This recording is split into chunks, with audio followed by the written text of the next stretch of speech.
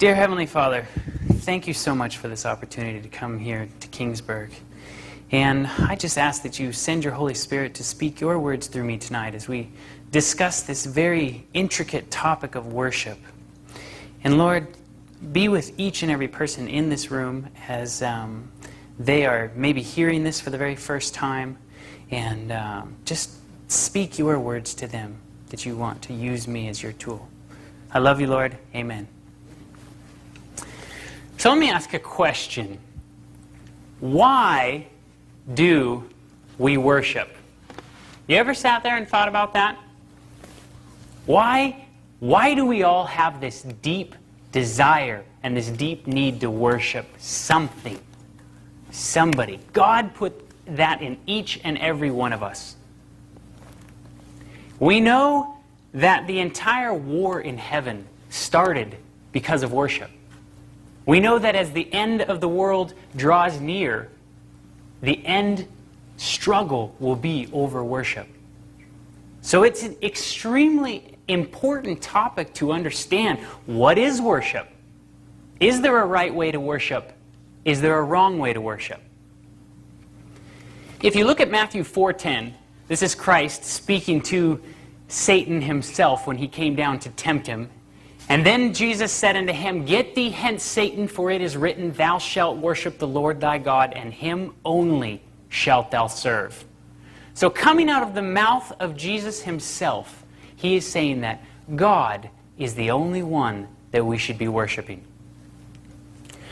And also Jesus speaking to the woman at the well, he says, But the hour cometh, and now is, when true worshipers shall worship the Father in spirit and in truth. For the Father seeketh such to worship him.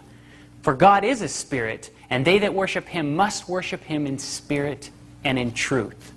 So what this is telling me is that there is a right way to worship God, and there is a wrong way to worship God. Satan has been trying to manipulate our forms of worship. But what does it mean, that spirit, that non-physical part of our human characteristics, our emotions, the soul? So you see, what is the only thing that you're taking to heaven with you? Does anybody know? Your character. And it's made up of two things. Do you know what two things your character is actually made up of? Your thoughts and your feelings. That's it. Your thoughts and your feelings. And what do movies mess with? Your thoughts and your feelings.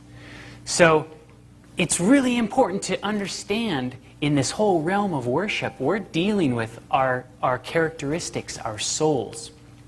If you look at Cain and Abel here, Cain thought he was worshiping God. Remember, he built the altar to worship God, but he said, God, I'm going to actually worship you in my own way. I'm going to put my fruits and vegetables and the labors that I have because I want to worship you like this. And what was the result of that? God was displeased with his form of worship, and Cain became angry and murdered his brother Abel. If you look at the children of Israel, when they came out of Egypt, and they were so in need of worshiping something, and here Moses had gone up into the mountain, and he had been away from them for not even 30 days, and God had done all these amazing things for them, and they had this need to just worship something. They begged Aaron, they said, give us something to worship. So here they built this calf and entered into a false system of worship. And when Moses came down, he broke the 10 Commandments. And as a result, a lot of Israelites fell into that apostasy. Balaam and his donkey. If you remember what happened right at this story, remember, the Israelites had been traveling around for 40 years, wandering in the wilderness. And they had just come out of the wilderness, and they were standing in between the promised land, or at the River Jordan. And they were looking into this land that they had been promised, their forefathers had been promised that it would be theirs. And all the other nations that were on the other side of the land of Canaan, they've heard the stories. They knew that when they came out of the land of Egypt, that God had completely annihilated the Egyptians to give them the ability to leave. So they knew that there was this mighty, mighty people that were going to come to their promised land and take it. So the Midianite kings, they were the ones that came to Balaam. They knew that Balaam was a prophet. And they said, look, We are so scared, we don't know what to do. We know that we have no power over these people. Why don't you come and curse them? Because we know who you curse is going to get cursed, and we know who you bless is going to get blessed. And if you remember, Balaam, with his whole donkey that talked to him, he couldn't curse the Israelites. He ended up blessing them 3 times. And so, as a result of that, the Midianite kings were just like, there's absolutely nothing that we can do. So they came up to Balaam and they just said, please, please tell us something. And Balaam said, I'll tell you what, if you want to beat the Israelites, as long as they're following their God, you cannot touch them. You can't do anything to them. But if you want to get them to fall out of the favor of God, all you need to do is make a festival, throw some parties, and invite the Israelites to come to your parties and let them just witness how you worship your gods. And Israel will fall prey to spiritual idolatry, and they will fall out of favor of God, and you'll be able to beat them. So that's exactly what happened. At Balaam's request, they started sending their women into the camp so that it was just a few at a time, unnoticed. And before long, the women got all the men to come to their parties, and a ton of Israelites fell up into an apostasy. And as a result, a huge pestilence broke out, and God gave the order to annihilate anybody that was involved in this. So, a warning was issued. In Deuteronomy 12:30 and 31 it says, "And after they have been destroyed before you, be careful not to be ensnared by inquiring about their gods, saying, 'How do these nations serve their gods? We will do the same.' You must not worship the Lord your God in their way, because in worshiping their gods they do all kinds of detestable things that the Lord hates. They even burn their sons and daughters in the fire as sacrifices to their gods." So here, God is saying, look, don't even try to worship in this way, because this is what happens. You will fall away from true worship of God. And perhaps one of the most infamous stories of a false system of worship is Daniel and his 3 friends and Nebuchadnezzar's golden idol. Nebuchadnezzar got his idea for this idol from his dream. Here God had said, "Your kingdom will not stand." And he said, no, my kingdom, of course, is going to stand. So he builds his idol completely out of gold in sheer arrogance, saying, the kingdom of Babylon will never fall. We will be victorious throughout the time. And hence you can kind of see how we interpret these. Our artist interpretations are obviously having them stand, in a very arrogant pose. We have many, many different systems of false worship set up today. But I would like to show you a system of false worship that we have today that has striking similarities to this story. What about this? Can you see this? Interesting. A golden idol. This is the Oscars, better known as the Academy Award or the Oscars. This is a highly, highly coveted thing in the film and television world. This is pretty much the cream of the crop, the tippy top. What does it mean to worship? Here is the dictionary definition. I just got this from the Oxford American Dictionary. To treat someone or something with reverence or adoration appropriate to a deity. A deity is, of course, a god. And number 2, an honor given to somebody in recognition of their merit. Now, aren't the Oscars giving somebody something in recognition of their merit? So by just a worldly definition here, this is a worship service. And in fact, they don't even call it just a service. What is it known as? It's known as a ceremony. The Oscar event is typically the second most watched show each year, with almost 40 million people that watch the Academy Awards, and this is in 2007. I'm not too sure if this has even grown. Do you know what the #1 most watched television show on the face of the planet is? Super Bowl. Do you know what just beat it? Michael Jackson. Just beat the Super Bowl by the most eyes watching on that around the world. Okay, Super Bowl is about 100 million. So this ceremony is a very, very, very highly watched thing in our world, okay? Now, what I'm going to show you here, this little golden idol that they have here, There's many different ceremonies. They have one that honors music and one that honors television. Now I'm going to show you a clip that Jon Stewart and Stephen Colbert will tell you exactly what this golden idol is to them, okay? Ladies and gentlemen, our next two presenters have done for fake news what the Fox News Channel has done for fake news. Please welcome Stephen Colbert and Jon Stewart.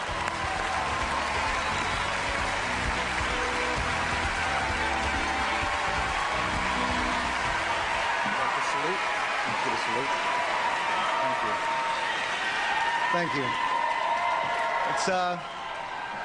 Thank you very much. It's a pleasure to be here tonight. Good evening, godless sodomites.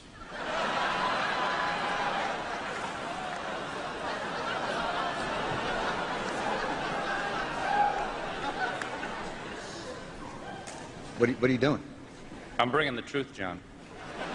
We're in Hollywood, the belly of the beast. You can't just read the prompter? I'm reading the prompter in here. You can read that pablum. Award show banter is not pablum. Reality television celebrates the human condition.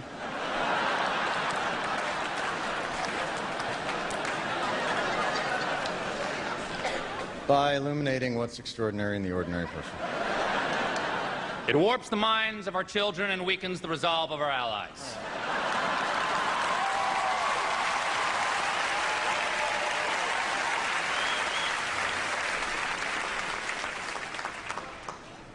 The results are often dramatic and always unexpected. We're here to honor achievement in that category. By giving you a golden idol to worship. Kneel before your God, Babylon! During one of the most highly watched shows in the world. Kneel before your God, Babylon. And you know, they're obviously making a joke about it. Actors absolutely hate the reality world. It's taking a big chunk of their pie. But there's truth in every joke. It would not be funny if it wasn't, in a sense, true. So, I started to look into this thing called the Oscars, right? Oscar, where the name comes from, it's Scandinavian and Old English. Could you take a wild guess what the word Oscar means? Divine strength, divine spear. So, divine, of course, is from, of, or like a god, and a spear, of course, is a weapon. Is it possible that they are using these high-profile celebrities as godlike weapons against us? Is that possible? In fact, does anybody know what this building is right here? No, but close. This building is called the Shrine, and it is where the Oscars was held until 1999. Okay? The Shrine, the ceremony, all the lingo's all there. The Shrine was founded by these two guys, William Florence and Walter Fleming. They are Scottish Rite Freemasons. Okay? High-ranking 33rd degree Freemasons.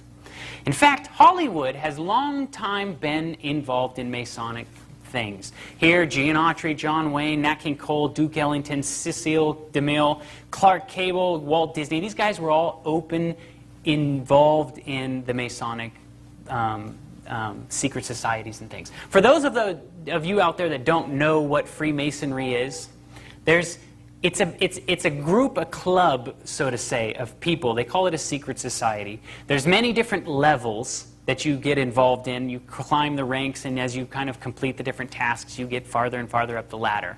The first degrees, that goes all the way up to 33 degrees, the first few degrees are very community-oriented. They help people and everything. The tippy-top ones are the ones that are involved in running companies. They're hugely involved in occult practice things, and generally what we barely know about it. There's a book called Morals and Dogma that Albert Pike wrote, and in the book it says, uncover all the layers, we follow Lucifer, the light bearer.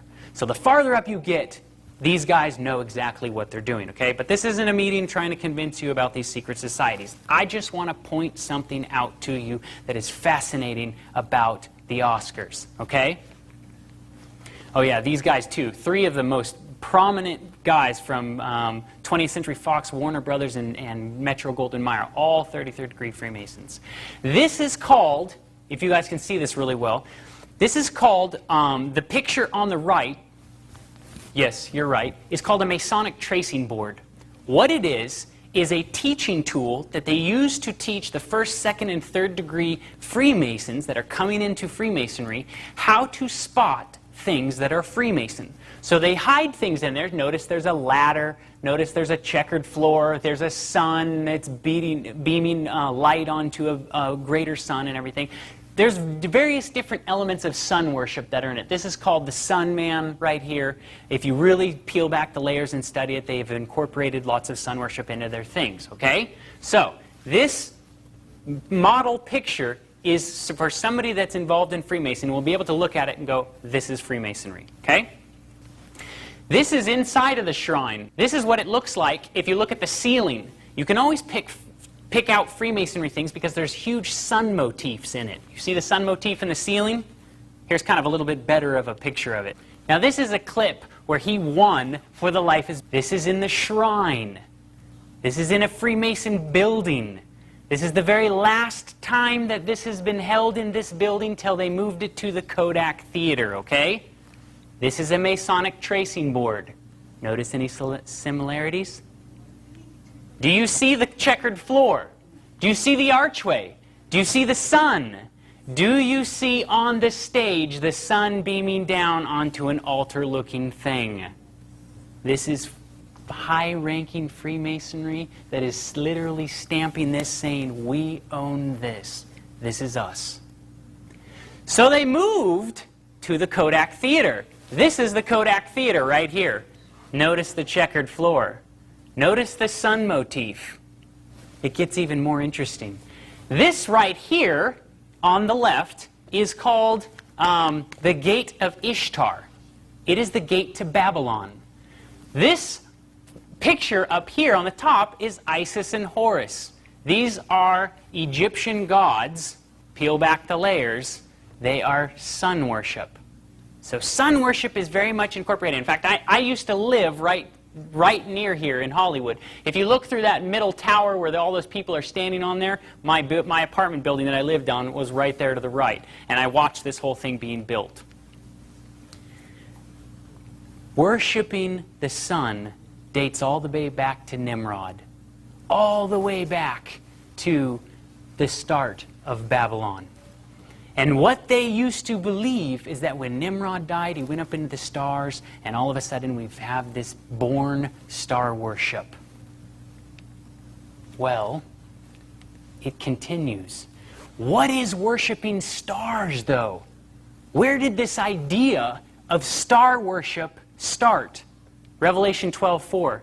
And he drew a third part of the stars of heaven and did cast them to earth. Who drew a third part of the stars from heaven? Satan drew a third part of the stars from heaven and did cast them to earth. How art thou fallen from heaven, O Lucifer, son of the morning? How art thou cut down to the ground, which did weaken the nations? For thou hast said in thine heart, I will ascend into the heavens. I will exalt my throne above the stars of God. I will be like the Most High. This idea of star worship originated with Satan wanting to be more infamous or more famous than God. And what has happened is now all these stars that have gained and wanted this desire for worship were all now cast down. And what do? They've just now changed the names and the things of star worship. People still worship the stars, just like they did all the way back. We have football stars, basketball stars, race car stars, hip-hop stars, rock stars, movie stars. They're all stars. And do people worship these stars? Are people crazily worshiping these people? Even Kermit the Frog. Somebody who absolutely wasn't even alive on this planet. We've immortalized him and put him in stone. So, in 1 Timothy 4:1 it says, Now the Spirit speaketh expressly that in latter times some shall depart from the faith, giving heed to seducing spirits and doctrines of devils. This tells me some will depart from the faith. if they're going to depart from the faith, that means that they began with a faith. So how is it that us, in a Christian environment or a Christian world, I was raised in a Christian home, and I went down to Hollywood and within months lost my religion. Months. It took me less than months, probably. How was it that I was able to lose my way? I was obsessed with movies. I watched every kind of movie that was out there. I did not care what it was, who was in it. Watched tons of things. Followed after these stars. I went through the whole acting classes. I wanted to be an actor. I chased that dream for a very long time. Let me show you what I just found in Time magazine online here. I thought this was just fascinating. Celebrity worship. Is it good for your health? Who among us has fallen victim to a little bit of celebrity worship? And now new scientific research has found that celebrity crushes are not only common, but may even be healthy. A study published in September 10, 2008 suggests that the act of celebrity worship may be a boon to some people's self-esteem. Let me ask you a question. Ask all the little girls in high school that read all those magazines and don't eat because those people in those magazines don't look like that. Is that boosting their self-esteem? So, it goes on. Because people form bonds in their minds with their favorite celebrities, they are able to assimilate the celebrity's characteristics in themselves and feel better about themselves when they think of the celebrity, says Gabriel, one of the scientists that did this study. So they're basically telling you, hey, look, if you worship a celebrity, you can take on their characteristics as part of yourself. This is what they've actually gone by, and they I think, had 1,000 people that they followed around and studied this whole thing across America. This whole article is absolutely fascinating. I wish I could just read it all to you. There is a growing body of evidence that suggests that the human brain is not well equipped to distinguish between real relationships.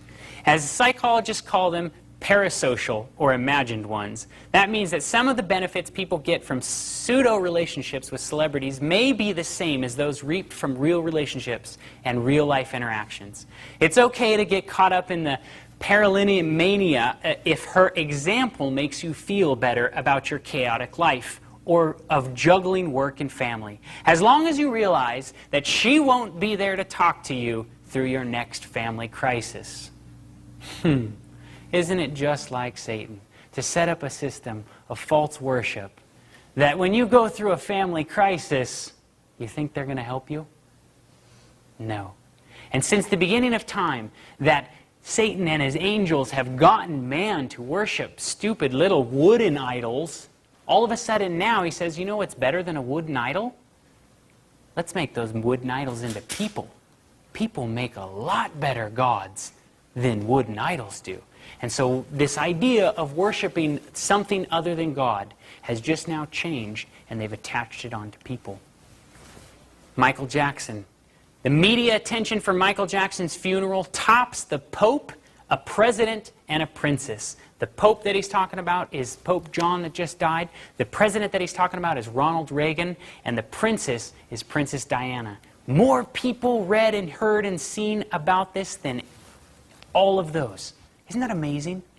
I find that amazing. I was at the post office the other day when Michael Jackson's funeral was on, and there was a woman behind me that was just on the phone with her husband at home going, tell me, is it an open casket? What's going on? Who's there? Who's this? And I'm just listening to this woman like go through a play-by-play action of what's going on, and she probably has never ever met them in my life. It was absolutely fascinating.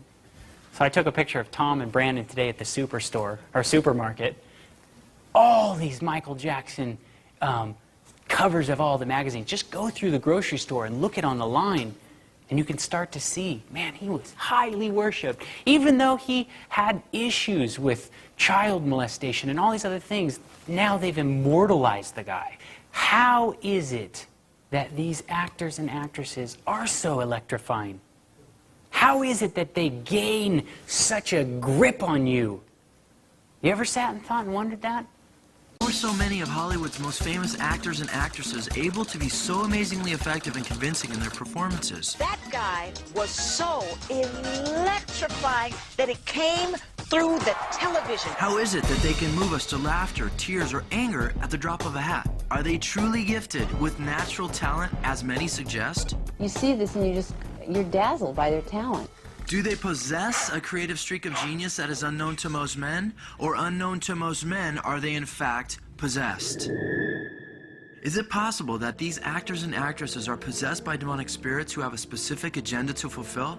Oscar award-winning actor Denzel Washington told 60 Minutes exactly how he brings forth his best performances. Basically what I did was got on my knees and sort of communicated with the spirits. And when I came out, I was in charge. Powerful scene. Powerful scene. I couldn't have acted that. I couldn't have written that down and made a decision to play that. What, are you gonna smoke that? Nope, you are. Hell if I am. Yeah. You're Jesus freak. You're Jesus freak. The one-woman entertainment empire known as Oprah has strong affiliations with the demonic realm. The most familiar face on television says, "You can not only use your body and physical self. This is how I see acting. I ask my body to be the carrier for the spirits of those who have come before me in a way that is most meaningful to the character. Just become the vehicle for that character." calling out for these entities to take her over so that she may become a sparkling puppet. Oprah admits of her work before the camera. I tried to empty myself and let the spirit inhabit me. With her global influence, her shows have become a smorgasbord for the New Age agenda. A lot of actors who don't mention their names, of course, are very much into this. Magic only exists if you allow it, if you open yourself up to the possibility.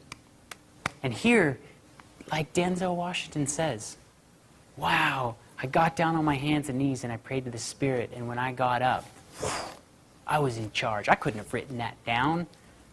When I took acting classes, they taught me, you need to live, breathe, eat, sleep, acting, and you become that character. You invite that character into you. This is a very, very interesting world that these actors and actresses have involved themselves into.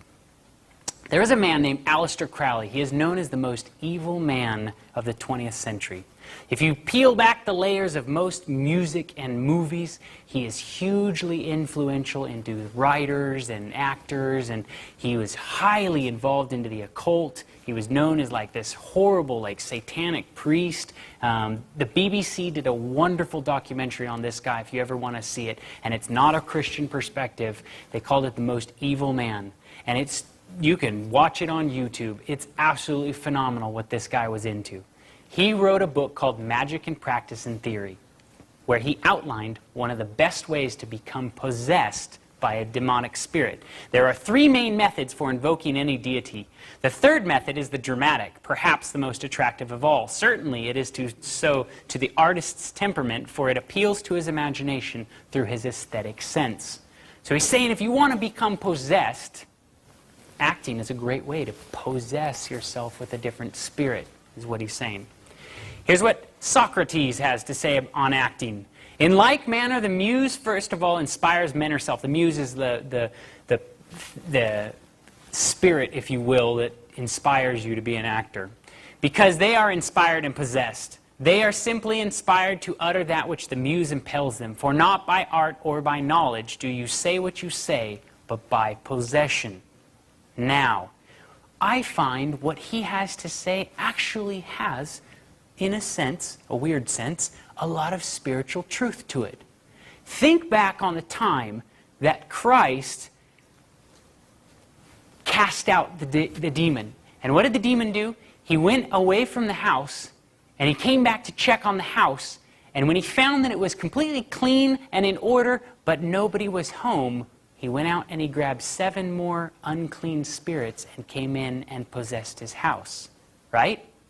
So, thinking along those lines, is it possible that you are either possessed by the Spirit of God or by the spirit of Satan?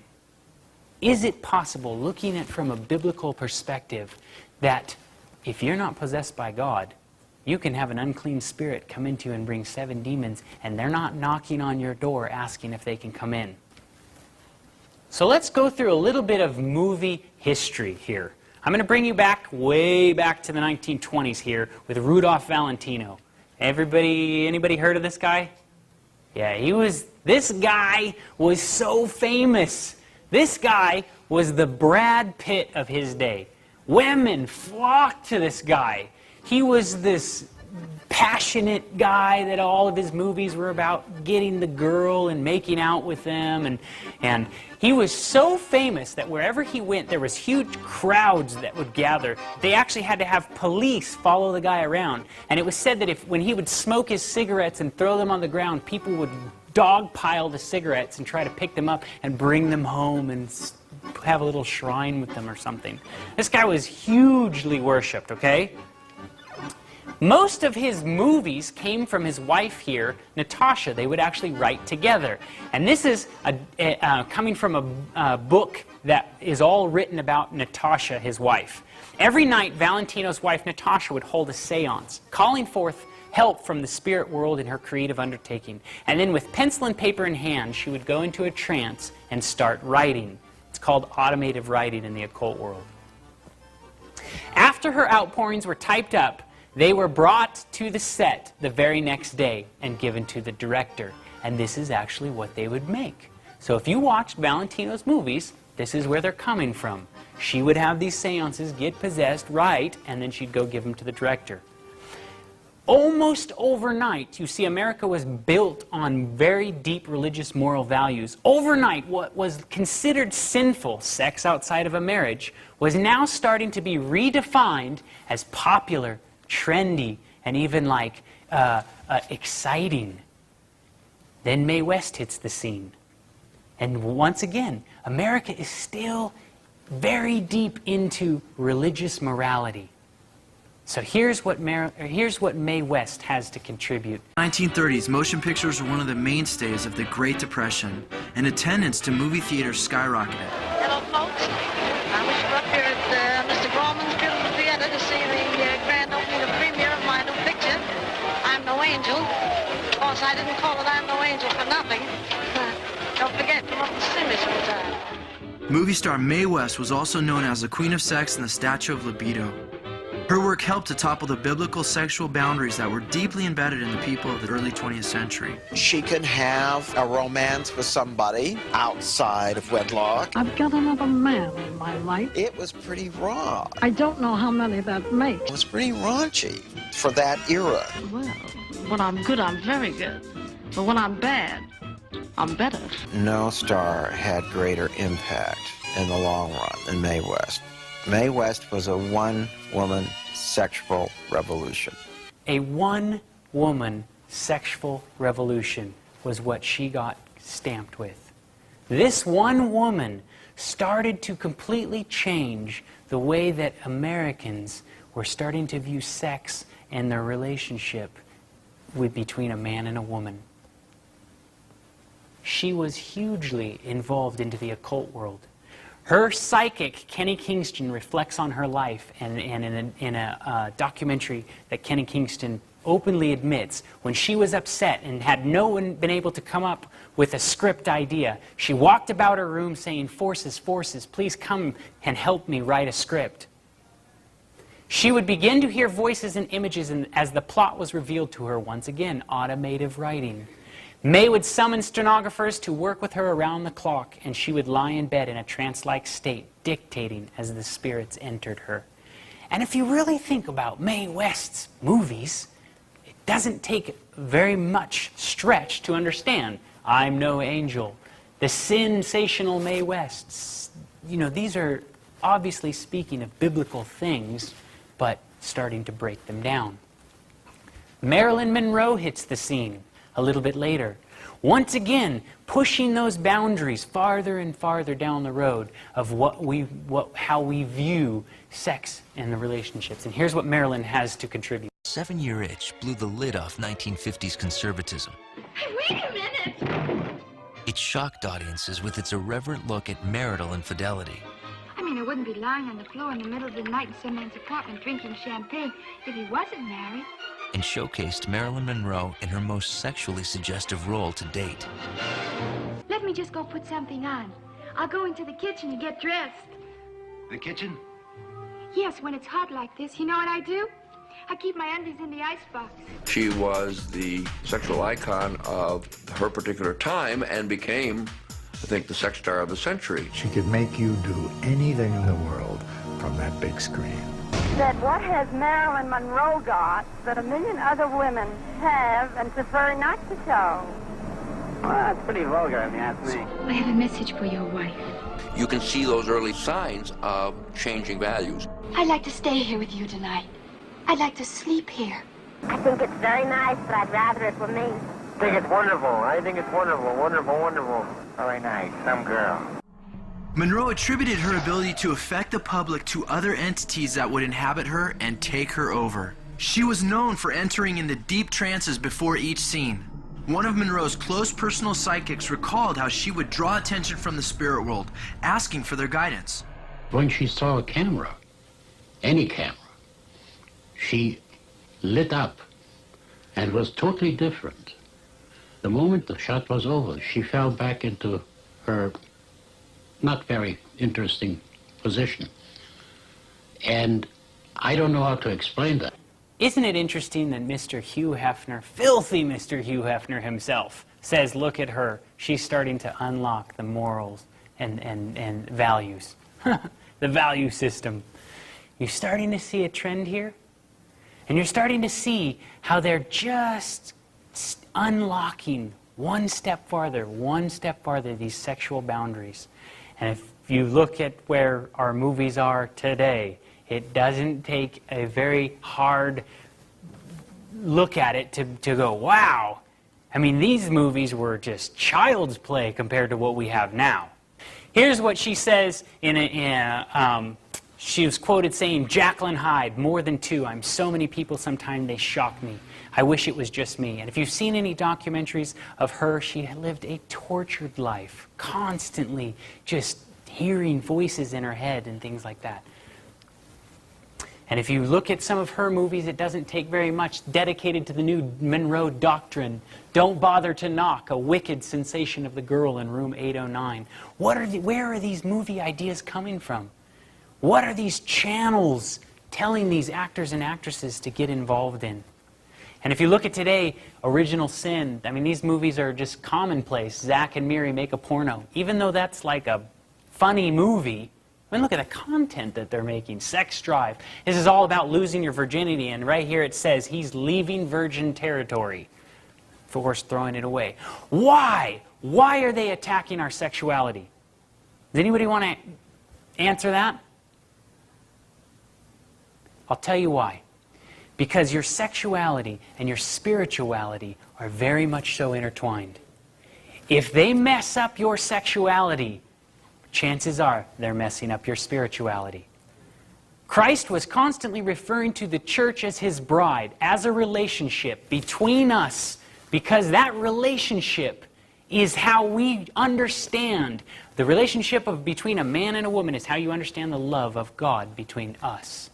And so if Satan can mess that love up, and all of a sudden now you cannot understand what human love is like, how are you to ever understand what the love of God is like? American Pie was a popular movie when I was in high school. I'm sure even some of the young kids in this room have never even heard of this movie. But it was all about losing your virginity and how, like, you know, you just needed to get rid of it as fast as possible. And of course, the little caption at the bottom says, there's something about your first piece. Now, here is a news clip of the news people going around and asking some kids that went to the theater and saw this movie and are going to talk about what their favorite part is. Mystery that Hollywood peddles adult material to children. Now let's see how this spoon-fed material has affected them. You've heard one insider describe how the Hollywood machine marketed his R-rated movie to an audience too young to go see it. What movies did you see? American Pie. I saw American Pie. American Pie 2. American Pie. American Pie. I'm 15. 14. 15. 13. 12. 12. 13. Who wants me to touch Amber? Oh, yeah! I love lesbians. They're great. Two girls are lesbians. The lesbian scene. Lesbian scene. That was hilarious. How aware are children of the corrosive influences? And they seem to pick up everything like sponges. Yeah, it's like Play-Doh. Put a piece of Play-Doh on a table and it picks up everything. Kids are Play-Doh. They don't even know what they've picked up. Parents out there, 12 and 13 years old, do you think that they honestly understand what sexuality is? And what it was meant for? And what the biblical boundaries of it are? And what happens when you start to unlock those things and take those out? These poor children have no chance. No chance. And they're being targeted. I guarantee you these types of movies are not aimed at 30-something. Look at what they're aimed at. And this is just one example. This is just one genre of films. But you can start to understand that, listen, if you are not in the Word of God, reading about these things and teaching your children or teaching those kids about what is sexuality and things like this, I guarantee you they're learning a lot from these types of movies. What lesbians are and what not, what have you. I Love Lucy. What could possibly be wrong with I Love Lucy? I love this show. Loved, I should say loved. I watched every single episode. My brother and I, we used to sit down and watch these. I still chuckle when I see this. But I want to show you something that they're doing in a very subtle and slight way. Remember, Satan's got time. He has time on his hands to simply unlock our moral values, and he can do it very slowly. We don't have the time. He's got the time. Do you remember what one of her most infamous lines was? I'll tell him the truth. Don't you dare! What was she constantly telling him to do, her to do? To lie. And the show was all about a manipulative woman that constantly lied to her friends and families and everybody else around them, all wrapped in laughter. So you watch these kind of things, your guard goes down, and what's a little white lie? Remember, during this time, this may not be detrimental to you. But you unlock that generation, then you unlock one more generation, and you keep going until we are today. Now we have movies that are all about lying and all sorts of things. At this time, Lucille Ball was a very famous big screen actress. It was known as career suicide to go to the little screen. And Lucille Ball actually chose to go to the little screen because of this actress, Carole Lombard, okay? Carole Lombard, it was the spirit of actress Carole Lombard who guided Lucille Ball into taking a chance on television and accepting the offer to star in I Love Lucy.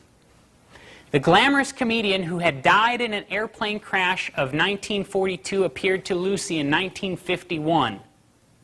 And what do we know about the state of the dead? So if spirits are appearing to her and telling her, hey, you should pick this, you got to start to wonder. Because Lucille Ball accepted the spirit's urging to take a chance, honey, she made television history. The Pink Panther. Peter Sellers was an out-of-work actor. Completely could not book a part for his life. And then he started messing around with the spirit world. Peter was absolutely brilliant on the first take. Peter Sellers was a struggling actor whose career was on the rocks until he embraced demonic power. After selling his soul, he became the highest paid actor in Hollywood. The second take, he was even better. With 3 new Pink Panther adventures, all of which attained colossal box office success. Sellers, the has-been, was once again one of the world's highest paid performers. Listen, Ferry, you sell beer here too? Among other things, yes. So here's what Peter Sellers has to say about acting. It's rather like being a medium and laying yourself wide open and saying, I want a character to inhabit my body, or I want a spirit to take charge of me so that I can produce what I hope to produce. He was very much so open about his invoking spirits into his life and helping him. In fact, there's a whole documentary that's made. He was a very disturbed man, and it's quite a fascinating documentary. Robin Williams came out in Us Weekly magazine, and somebody asked him, how are you such a brilliant actor? Here's what he answers. Yeah, literally, it's like possession. All of a sudden, you're in, and you get all this energy, and it just starts going. But there's also that thing. It is possession. In the olden days, you'd be burned for it. But there is something empowering about it. I mean, it's a place where you are totally. It is Dr. Jekyll and Mr. Hyde, where you can really become this other force. It's an interesting thing to come out and say out into the open. Keanu Reeves is a very complex guy with lots of demons in him. I was trying to tap into him and utilize that, says director Taylor Hackford from The Devil's Advocate. Here's what director Anisco Holland of Total Eclipse says about Leonardo DiCaprio. Leo is like a medium. He opens his body and his mind to receive messages coming from another person's life. Here's what a completely different director says about him, director Baz Luhrmann from Romeo and Juliet. With Leo, you might see 30 people come out of him in a day. Here's what Johnny Depp tells Us Magazine. I know I have demons. I'm 30 different people sometimes. And in fact, I just found this in the Los Angeles Times. Heath's creepy performance seems to have summoned up demons that no one thought have imaginable or accessible to him. Imagine that they were accessible to him. So here, I mean, Los Angeles Times not even saying anything about religion and everything. It's just saying, man, we didn't even think somebody could drum up those kind of demons. It's an interesting statement. And also, I love the script. I love the whole idea of selling your soul to the devil. I'm kind of like, it's very intriguing to me. Do you think that they consider the words that come out of their mouths? I mean, is this a joke? Are we here on this planet as a joke?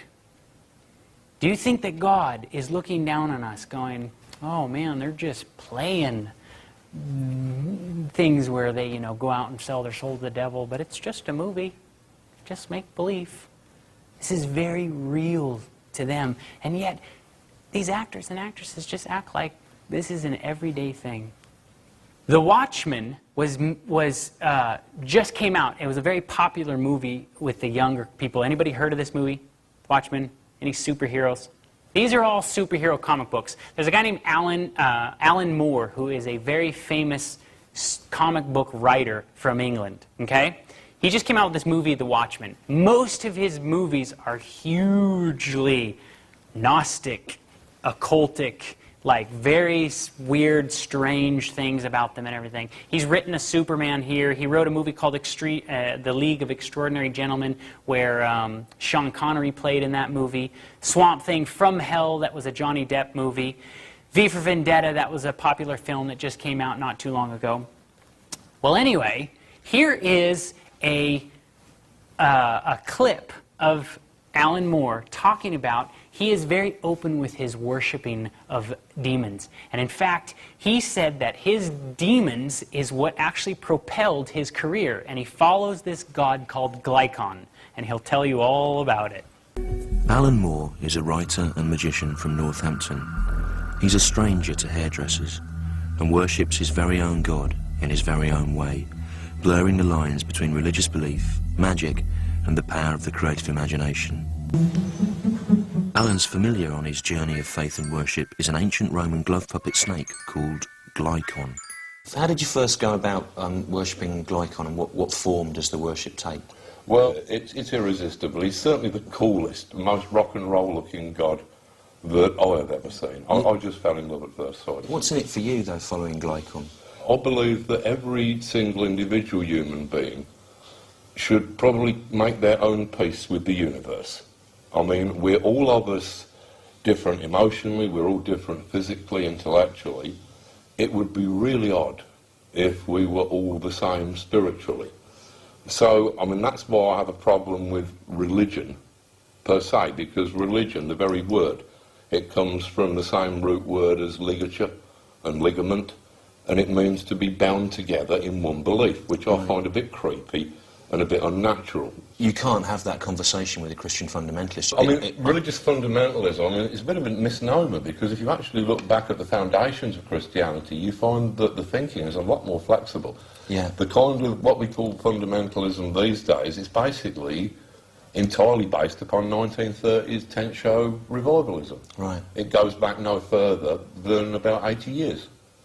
And yet it's a very frightening and dangerous mindset, because, I mean, as far as I understand it, at the moment, there are genuine worries that, certainly in America, that this could actually negate science, that it could drag us back into a new dark ages.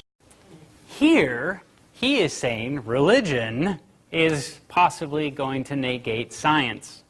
And I just showed you an article in the beginning of this, a scientific article about worshiping celebrities. So, if that's kind of where science is leading me, I don't know about that. I would rather trust in this science, in God. And, you know, for those of you that were here in the first couple of days, that Tom showed you exactly what is going on inside your brain. As you are sitting there staring at a blinking light source, you realize you are in your optimum amount of suggestibility.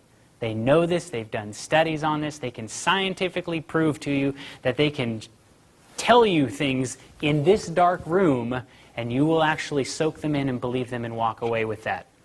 I mean, even that scientific article was saying, look, if you worship celebrities, you take on their characteristics. So here, somebody who actually believes that religion and 1930s tent revivalism, where they're baptizing people, is dangerous, do you really want to sit in a dark room and open up your mind to this person's thoughts? When he talked about invoking these spirits that helped his career, this is what he said: I decided that I was going to be a magician, and all of a sudden a lightning bolt hit. It got a bit strange, and for months after that I was looking back probably in some sort of borderline schizophrenic state. I found myself seemingly in conversation with an entity, its presence that surrounded my head and moving and speaking lucidly to me. I was very spaced out, God-struck. You know, you babble for a while like an idiot, but I must have been unbearable for about 2 or 3 months. I've integrated that into the rest of my life. He integrates spirit invoking into the rest of his work and in the rest of his life. So the point that I'm trying to bring out with this is, you as a viewer, you only see the surface area. You don't see what actually goes on behind this. Who are these people? What are their actual beliefs? If you are going to watch these, which I hope after these presentations you will take a serious look at this and decide that you don't want to watch any of these, but know who you're watching. Know what they believe.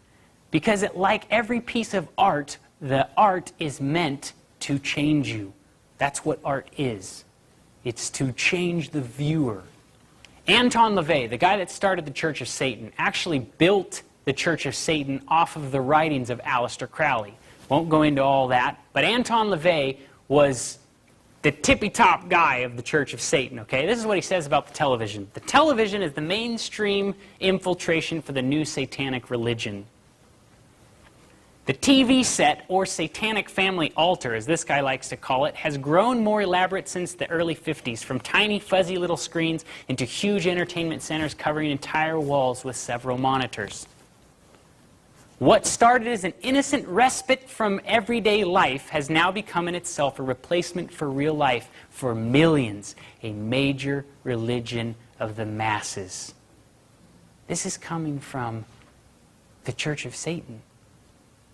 So if he's openly admitting that this is a major religion of the masses, we as Christians, or even people that maybe are out there that are contemplating all these things for a reason, or you know, wondering about all these things, know that the dark side is openly admitting this thing, we designed it. This is part of the satanic new infiltration. And so many of us, every single person, 99% of people have a TV in their home. They can beam their thoughts into your home 24/7. And what kinds of things are coming out of the television? Dun, dun, dun, dun. Well, I come from 6 feet under with a dead guy on my knee. I'm heading down to Hades for to spend eternity. Even worse than you thought. Well, what kind of crowd? He's not doing drugs, is he? No, no. He's going to church. Oh, God, no. Who are you? I'm God. I am God. I am God. I am God. If we listen, we can hear God's plan. God's plan. All right, let me tell you about your God's plan. There is no God. There is no God. Got us in the rain.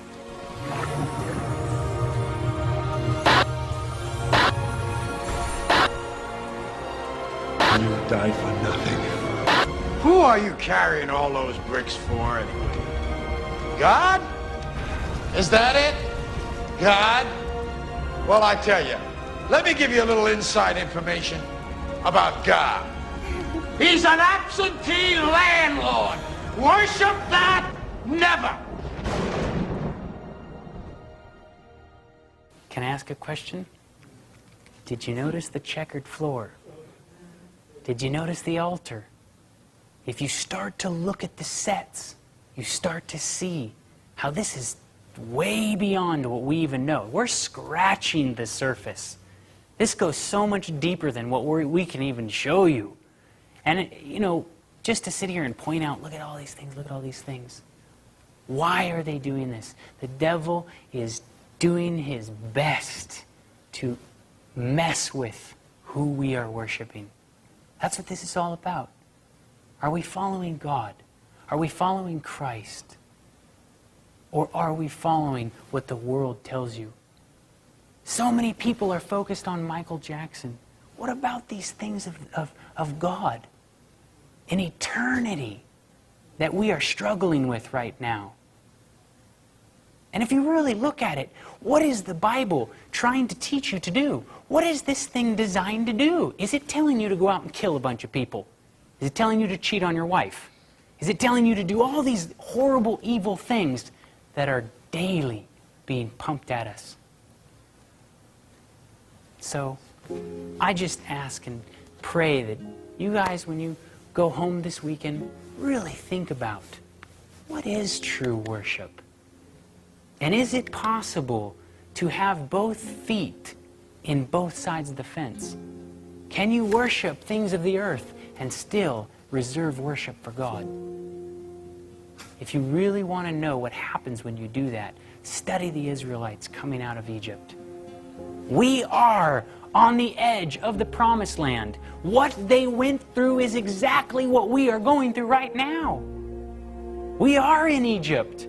We are in Babylon. We're standing on the edge of this promised land, just as they were.